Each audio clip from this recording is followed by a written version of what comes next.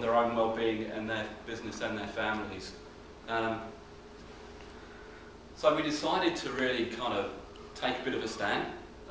We met up with the Waikato Chamber of Commerce and a number of local kind of business people who were quite interested. So really we created a bit of a partnership, and that was between Waikato Chamber of Commerce and Workwise. I'm a regional manager for Workwise, and we work with people with mental illness looking for work. So we were actually coming into contact with a lot of people and a lot of businesses, and every time we talked about mental health, you usually saw the room kind of empty very quickly, but actually a lot of people who were needing to look at supports were actually the owners themselves. And what we found with the recession is everything was focused on the people being made redundant, but not a lot around the people who were having to make those decisions. So also involved in the development were a number of other organisations, some from the health sector and some from the business sector, so Progress to Health, which is another mental health provider, Esteem's Menswear, which is currently having a closing down sale. Waikato Mental Health Employment Group, which was made up of Work and Income, Waikato District Health Board's Mental Health Department, and a number of other not-for-profit organisations, and King Street Advertising, which was run by a guy called Chris Williams, who actually wrote a story in the Waikato Times about his best mate who committed suicide, and kind of triggered off a lot of our conversations. So we got a group together. We all thought it was a really good idea to do something, and we actually got some funding off Trust Waikato to do something with it. So really what we're focused on is connecting the business and wellbeing worlds to support prosperous, healthy futures for men, because what we found was, again, that men were really struggling, but they didn't know where to go or who to talk to.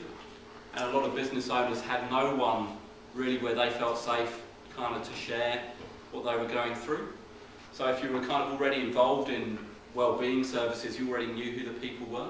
But if you weren't involved in that world, it was a real struggle. There's lots of kind of great stuff out there. And I was talking to a guy last week, actually, a guy called Hal, who was part of the initial group, who featured in the story we had in the Waikato Times, and he talked about it being all right if you're an All Black saying that you've got depression, but if you're just a normal, regular person, it's still quite hard to kind of step up and say it.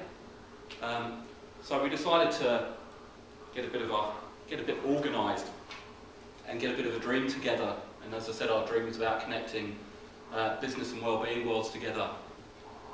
We had a number of beliefs and spirits and characters, and decided to get a bit of a challenge together. Now, one of the things I must say with HisBiz is that we're not a provider. What we're really focused on is trying to connect things up. We already know that there's a lot of really good work happening out there within a lot of the organisations represented here and not. The challenge is not a lot of people always know what those organisations do until it's either crisis and you get sent there, or you stumble across it. There's actually not a lot of kind of good communication around things that are already happening. And men traditionally are pretty poor at either asking for help, seeking help, or believing that the services are kind of designed in a way that suits them.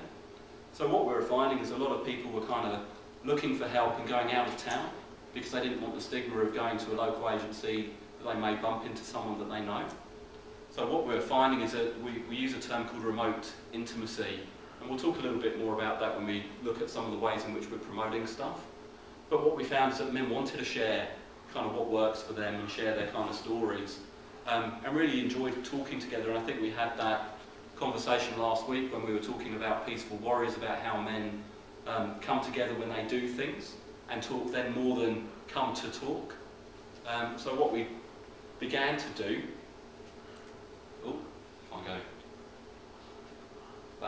what we began to do was really take a bit of a risk. We kind of decided to stand up and make some statements, and we started talking about the issues that were out there. Now, a few weeks ago I was interviewing